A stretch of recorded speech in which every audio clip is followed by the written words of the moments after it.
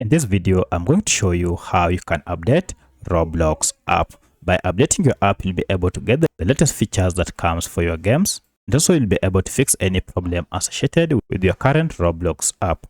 If you find this video helpful, I'll kindly request that you support me by liking the video and also by subscribing to this channel.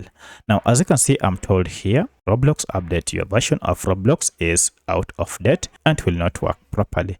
So to update this, we need to go ahead and go to Google Play Store to update our app. Now to do this, you can either just tap directly here, and this will take you direct to Google Play Store, and you should say we have Roblox here. However, if you can't see that option, then you just need to go to your Google Play Store, and then using the search icon here, just search for Roblox like that, and Roblox game app is here.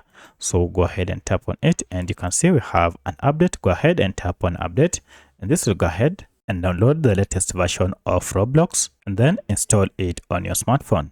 Once the app has been installed, now you can proceed and start playing by tapping on play here, or you can go to your apps and launch your app.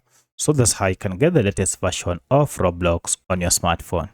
If you have any other question, kindly let me know in the comment section. Otherwise, thanks for watching, and let's meet in the next video.